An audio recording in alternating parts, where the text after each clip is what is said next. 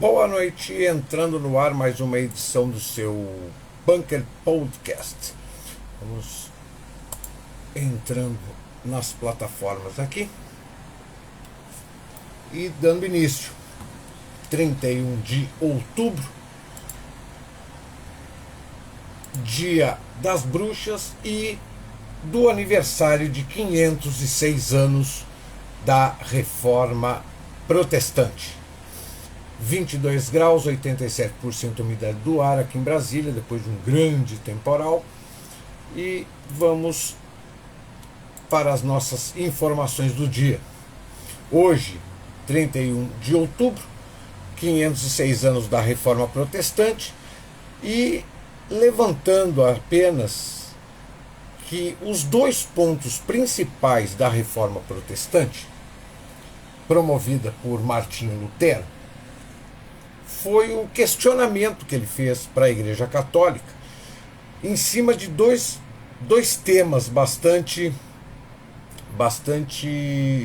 simples para nós hoje, que temos informação em excesso.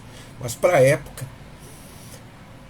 Martinho Lutero questionou que a Bíblia deveria ter acesso a todos. Que na época a Bíblia só tinha acesso à igreja, porque praticamente o cidadão comum era analfabeto, não estudava latim para ler a Bíblia. E aí Lutero pega a Bíblia, traduz a Bíblia para o alemão e aproveita que nesse mesmo período é inventado a prensa ou a imprensa, né, com o Gutenberg. Ele começa a produzir Bíblias em alemão para que as pessoas tenham acesso às Escrituras. E o segundo ponto crucial da promoção da Reforma Protestante foi a venda de indulgências, onde a Igreja Católica cobrava dinheiro dos fiéis, né, prometendo cadeirinha no céu, prometendo perdoar todos os pecados e garantindo que todos aqueles que pagassem tivessem garantia de ir para os céus, né? As indulgências, por incrível que pareça, nós estamos no século XXI e a gente observa muitas igrejas que fazem isso ainda, principalmente as igrejas ditas cristãs neopentecostais. Tem gente vendendo cadeirinha no céu aí assim, adoidado. 506 anos depois. Hoje também é dia das bruxas, mas antes de entrar no tema do dia das bruxas, eu gostaria de dar uma outra informação a respeito da nossa educação. O ministro da Educação, Camilo Santana, anunciou hoje, durante a divulgação dos resultados do ENAD 2022 dos cursos de bacharelado, que os cursos de licenciatura passarão a ser avaliados anualmente, a partir do ano que vem. Tradicionalmente, a pesquisa é realizada a cada 3 anos, dividida em 3 grupos de cursos. A partir do ano que vem, as licenciaturas serão anualizadas, pela importância que temos de ter para a formação de professores. No início deste ano, os dados da licenciatura foram anunciados pelo ministro. À época, a nota baixa dos cursos de licenciatura deixou um alerta. Todas as notas foram abaixo de 5, em uma escala de 0 a 10. Enquanto a formação de professores e a formação de alunos for pautada em cima dessa metodologia oriunda do socioconstrutivismo e dessas pedagogias que a esquerda impôs nas faculdades, porque hoje só se ensina nas faculdades de pedagogia Vygotsky, Piaget e Paulo Freire. São 3 teorias pedagógicas que não ensinam ninguém. Não ensinam ninguém, não preparam ninguém. Aliás, a pedagogia não prepara professor. A pedagogia prepara alfabetizador. E nas licenciaturas, diga-se de passagem, se nós já estamos formando pedagogos e professores com essas três teorias de Piaget, Vygotsky e Paulo Freire há mais de 25, 30 anos, como é que nós vamos ter professores com qualidade? Fica difícil, porque formados nelas e praticando elas, nós nunca vamos alcançar um ensino de qualidade. Isso aí eles podem fazer as provas, as fiscalizações que o MEC quiser.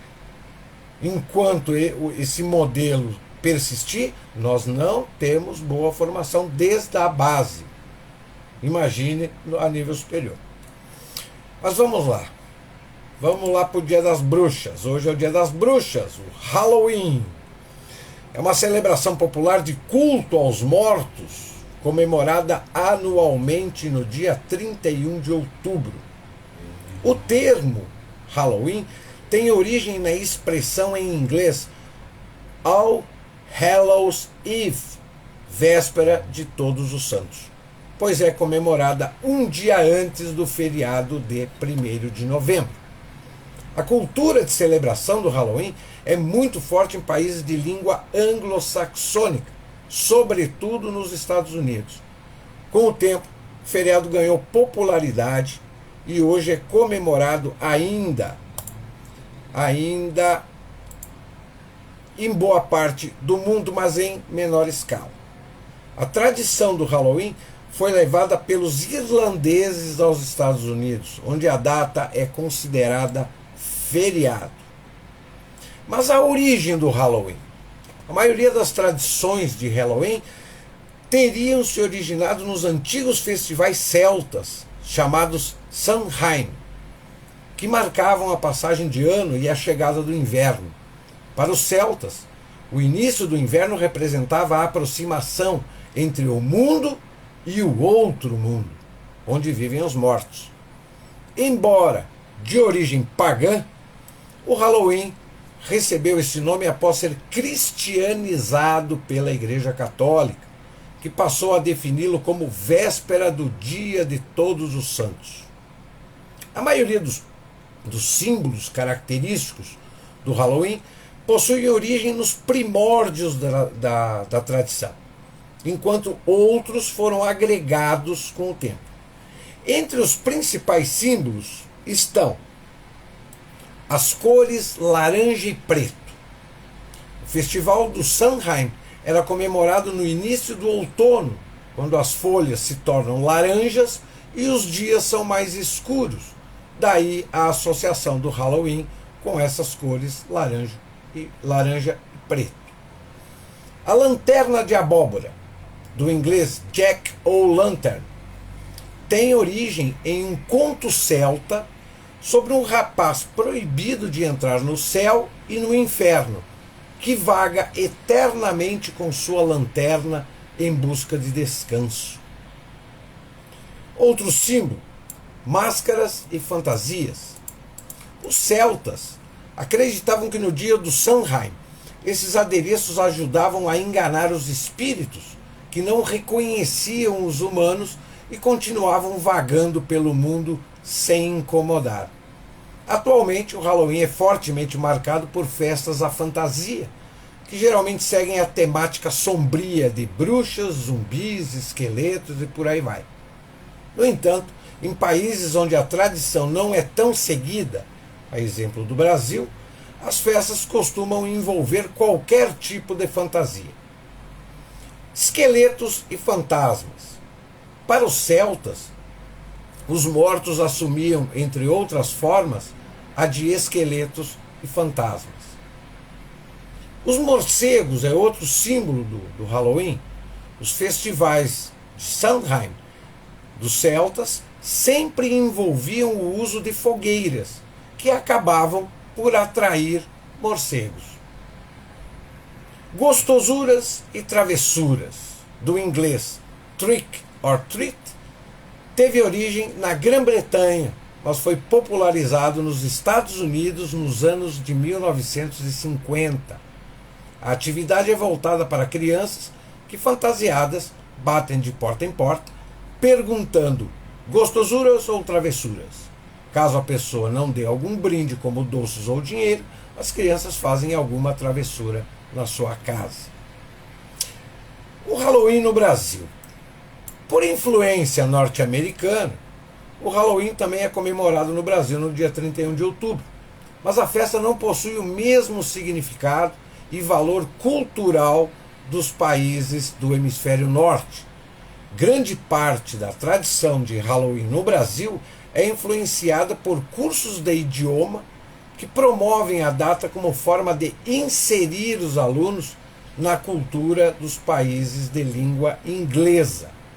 No Brasil, o Halloween é marcado principalmente por festas à fantasia e por decorações em bares, lanchonetes e outros estabelecimentos que adotam a temática de monstros, vampiros, bruxas e assim por diante. Eu, sinceramente, há 20, 30 anos atrás, eu não me recordo dessa febre de comemorar Halloween. Fala a verdade. Não tinha esse furor todo. A influência das escolas de idiomas aí, ao longo das décadas, fez com que hoje o Halloween seja uma data, uma comemoração quase que normal, né? Mas há 25, 30 anos atrás não era tão forte essa influência do Halloween no nosso calendário de festas.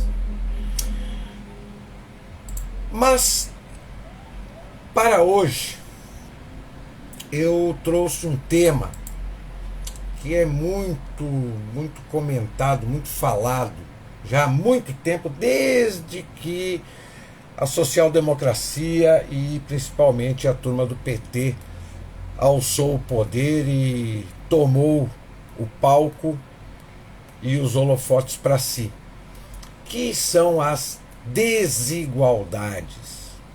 Pois bem, existem muitas mentiras sobre as desigualdades. Tem uma afirmação que a esquerda sempre vem promovendo ao longo do tempo, que é o seguinte: sem os 10% mais ricos, o Brasil seria um país igualitário. É impressionante a obsessão que os progressistas, que na verdade em teoria e prática são retrógrados consumados, têm com o que chamam de desigualdades. Em suas cabeças infectadas pela ideologia e em suas almas contaminadas pela inveja, se há muitos pobres, é tão e somente porque existem poucos ricos. Em outras palavras, acreditam que a pobreza de uns deve-se à riqueza de outros, e vice-versa, dando a entender que todos os ricos são pulhas exploradores e todos os pobres são santos em andores. Mas não é brigando com a riqueza que se diminui a pobreza. Onde foi posto em prática o progressismo, o esquerdismo, o socialismo, o neossocialismo, a social-democracia, como queiram chamar, porque hoje a esquerda tem vários rótulos, mas todos objetivam uma coisa só. Mas vamos ficar com o termo progressismo. Onde o progressismo produziu sociedades semelhantes a uma competição de automobilismo, em que todos os carros, por determinação do controlador da prova, são obrigados a cruzar a linha de chegada ao mesmo tempo. Só que muito depois dos que mandam na corrida e seus amigos, que abocanham as taças e os louros, principalmente os financeiros. Isso sim é profundamente imoral e gritantemente injusto. É claro que no mundo real, a partida dessa suposta corrida não pressupõe que todos os participantes da corrida larguem exatamente na mesma linha e que os ricos sempre vão partir na frente, assim como os carros e pilotos de melhor desempenho nas provas de Fórmula 1. Mas a teoria do capital humano, formulada há 6 décadas e confirmada pela evidência empírica de muitos países, mostrou o que deve ser buscado: instituições e programas que garantam o mínimo possível de disparidades na largada. Feito isso, que prevaleça sempre o mérito. Mas os socialistas, os progressistas, os social-democratas e outros istas, que, diga-se de passagem, são todos populistas, em sua obtusidade e inveja, em nome de combater as desigualdades, simplesmente querem acabar com os melhores carros e pilotos para alinhar todos os demais e submetê-los às suas migalhas. Ainda recorrendo a uma parábola com o esporte, seria como em partidos de futebol: se proibissem craques de entrar em campo para que os jogos ficassem menos desiguais e mais inclusivos, e se declarasse o empate como único resultado socialmente justo. Ora, isso é de uma burrice gritante, ou o que é mais provável, uma canalice retumbante, todavia devidamente recompensada por votos. O assistencialismo dos pretensos progressistas nos remete a algo terrível, que é o fomento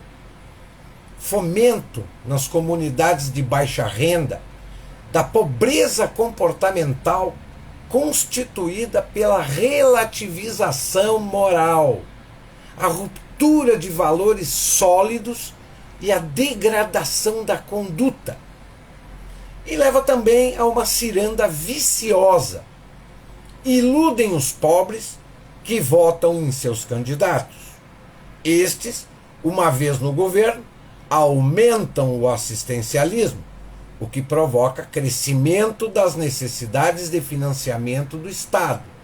Com isso, aumentam os controles e a carga tributária. A inflação dá as suas horríveis caras.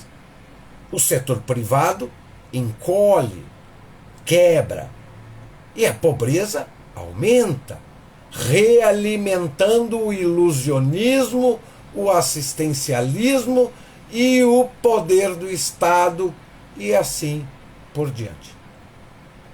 É evidente que os progressistas e que aos populistas da política e da academia no sentido das universidades, não convém reconhecer que o verdadeiro problema a ser enfrentado não diz respeito às desigualdades, mas à pobreza, ou mais especificamente, à pobreza absoluta ou miséria.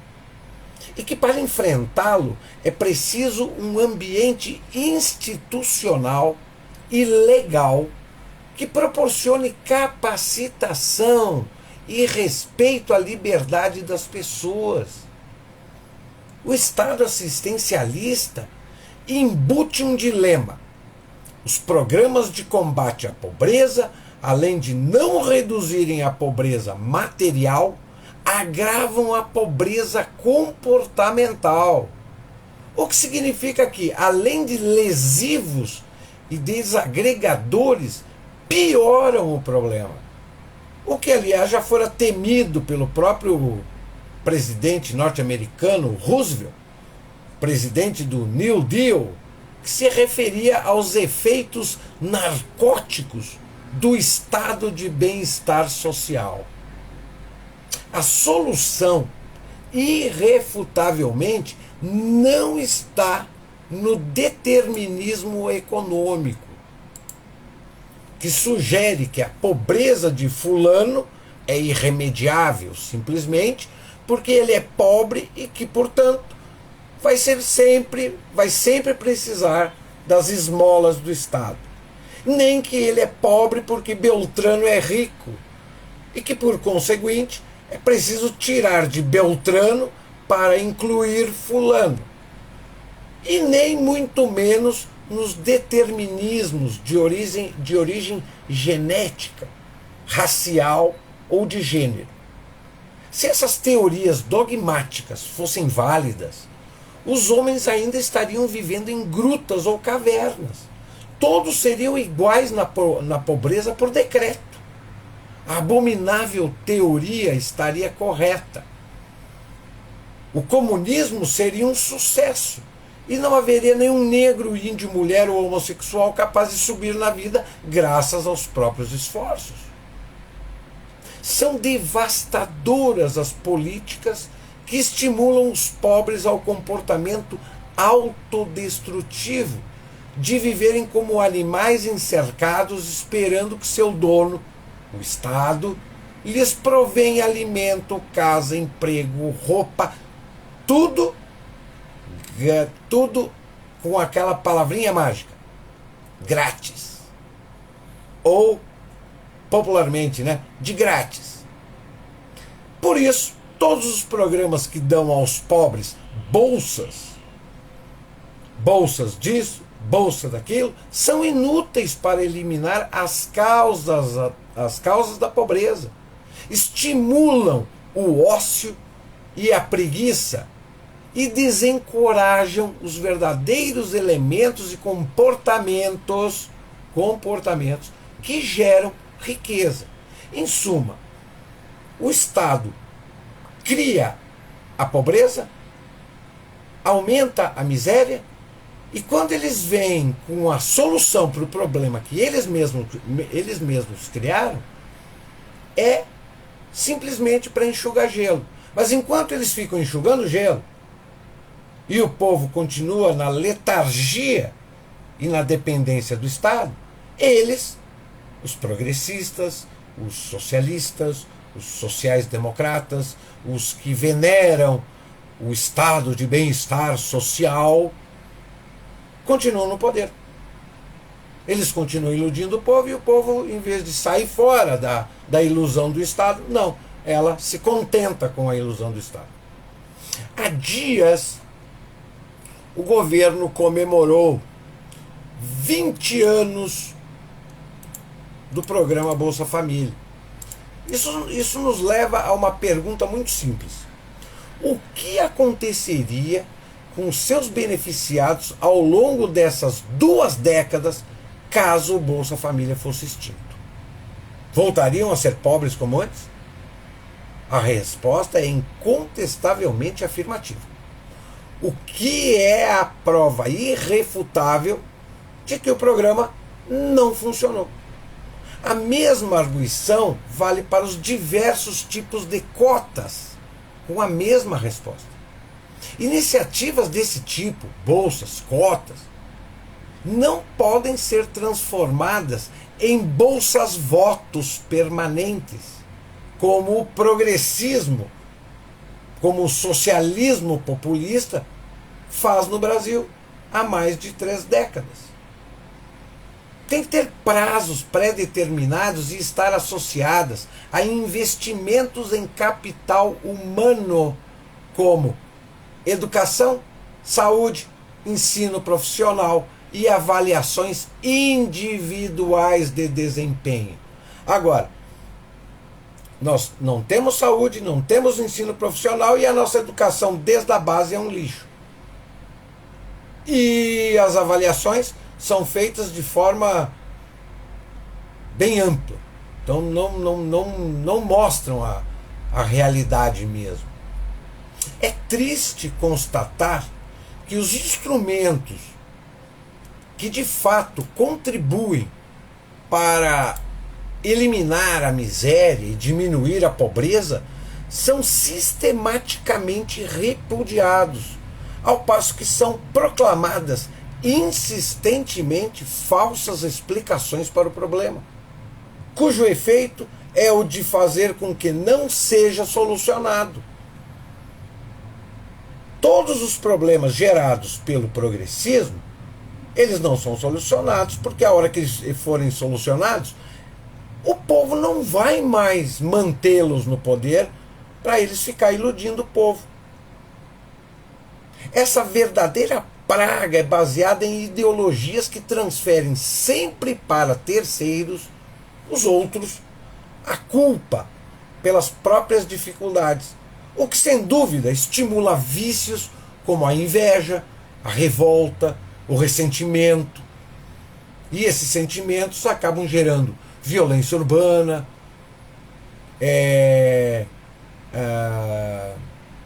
antagonismos sociais, enfrentamentos sociais. A consequência disso é que hoje existe uma geração, se não mais de uma geração, de pessoas sem saber ler, escrever, nem fazer operações aritméticas elementares, e que não revelam a menor intenção de aprender como fazê-lo corretamente, assim como de empenhar-se para subir na vida. Essa geração, literalmente perdida, ela é antecedida por uma geração, se não duas gerações, de pessoas literalmente catequizadas, formadas pela esquerda, que são aqueles profissionais repletos de canudo, repletos de títulos, que não sabem interpretar texto, que não respondem perguntas elementares, nem nas supostas áreas que são os mestres ou doutores. É uma situação bem triste. Muito triste. Para que se acreditam que o Estado assistencialista pode resolver os seus problemas? E mais do que isso, que tem a obrigação de fazê-lo. Essas pessoas são conduzidas a vidas desprovidas de significado, já que não são incentivadas a se orgulharem de conseguir pagar a própria casa, a própria comida e outras palavras. São deixadas a Deus dará e sem nenhuma noção de responsabilidade, em um mundo relativista, extremamente carente de juízos de valor e que trata o esforço pessoal e o mérito como se fossem pecados. A primeira providência a ser tomada para combater a pobreza é tratar os pobres como seres humanos e não como gado. Dotá-los de senso de responsabilidade individual e social e mostrar a eles a importância dos valores morais, como estudo, honestidade, trabalho, frugalidade, respeito ao próximo, que infelizmente vem sendo progressivamente torpedeado pelos que usam a fome e a precariedade alheias para enriquecimento próprio. Combater verdadeiramente a pobreza é criar um ambiente institucional e legal que proporcione capacitação e trabalho.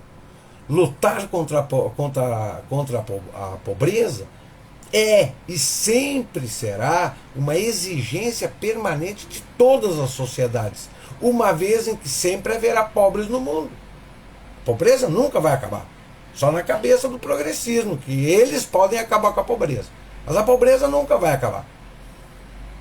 Como também há pobreza nos países desenvolvidos, só que em graus inferiores ao que se observa nos atrasados, concluímos que a vitória contra esse mal, que não é nenhum mal, todos nascem pobres. A riqueza ela é construída ao longo do tempo e com muito esforço. Não é nenhum pecado. E não é nenhum mal. É da natureza humana. Do ponto de vista de uma sociedade como a brasileira, está em reduzir a pobreza relativa existente, ou seja, fazer com que a pobreza absoluta caia mais rapidamente do que nas sociedades desenvolvidas, O que isso é literalmente impossível. Não é uma tarefa fácil, mas é possível desde que abandonemos as práticas populistas, socialistas, marxistas, sociais-democratas, comprovadamente equivocadas, e tenhamos a coragem e a capacidade para institucionalizar as reformas que nos coloquem no caminho certo e tornem o jogo justo. Se desigualdades a serem atacadas são as de oportunidades e jamais as de resultados. Os seres humanos só são iguais na dignidade a que têm direito. No demais, são desiguais. Desigualdade sempre vai existir. E não há fórmula mágica que iguale desiguais por natureza. Não há fórmula mágica. Só na cabeça do progressismo, da social-democracia, do neossocialismo, que eles iludem as pessoas que eles podem acabar com as desigualdades. E tudo que eu acabo de comentar aqui são coisas extremamente simplórias. Aqui não tem nada extremamente filosófico, extremamente complicado de entender. Agora, eu tenho certeza absoluta que 99,9% do parlamento eleito pela população não tem a noção mínima de nada, absolutamente nada, do que eu acabei de falar sobre desigualdade. Não tem.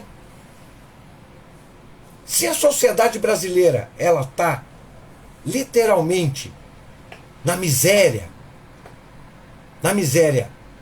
material, na miséria moral e na miséria intelectual, como é que ela vai poder formar um bom parlamento que pense para o bem de todos? Como? Todo mundo fala que para melhorar a situação precisa mudar o partido, o presidente, tem que fechar o Supremo, tem que isso, tem que aquilo. Não! Para a gente mudar esse país, a gente precisa começar pela base. A gente não quer ser um país democrático? Para ser um país democrático, nós temos que começar as mudanças pela sociedade. Porque é a sociedade que forma as instituições do Estado. A hora que o povo começar a dizer: eu não quero mais essa instituição funcionando desse jeito, eu não aceito mais essa mentalidade, eu não quero mais saber de bolsa, eu não quero mais saber de esmola, eu não quero mais saber de nada que o Estado promova, porque eu vou buscar com as minhas próprias pernas. No momento em que as pessoas voltarem a valorizar a moral, mas a moral verdadeira, uma moral decente, não essa moral instituída aí com racismo, com respeito, com pluralidade, com diversidade. Isso aí não é moral, muito pelo contrário. Essa moral que vem sendo implementada, que forma grupos e que coloca as pessoas umas contra as outras e que fica distribuindo privilégio, isso não é moral, isso é imoral. O conjunto de morais, a ética da mentalidade política da esquerda, da social-democracia, é destruir a moral da sociedade para viver dentro de uma moral que eles acham que é ideal e que principalmente só vai favorecer a classe política se mantendo no poder, escravizando a sociedade, mamando nas tetas do Estado, o povo vivendo na miséria e quem está no poder vivendo cada vez melhor, sustentado pela miséria da sociedade. Vide Cuba. Olha para Cuba. Fidel Castro vivia como um marajá e o povo na miséria. Ah, mas lá em Cuba lá era uma ditadura, e aqui não é. Faz 30 anos que a gente está substituindo um partido de esquerda por outro, um candidato de esquerda por outro. Ah, mas o Bolsonaro foi outro que manteve todos os programas, todas as bolsas da esquerda. Ele não falou que ele ia endireitar o país, ele não endireitou o país. Ele manteve toda a estrutura da esquerda e fez o governo dele com a estrutura que a esquerda deixou para ele. Ele não mudou nada. Então, nós temos que mudar, nós não temos que reclamar de quem está nas instituições democráticas ou o partido que está liderando o governo. Não, nós temos que ser contrários à forma como o Estado trata a sociedade. O que ela faz para a sociedade. O que os governos brasileiros vêm fazendo nos últimos 30 anos é destruir a sociedade e formar uma sociedade cada vez mais pobre em todos os sentidos, apenas para trabalhar, para manter a máquina estatal com seus pseudo-ditadores lá, se revezando entre si, mamando nas tetas e usufruindo do poder. 20 horas 42 minutos.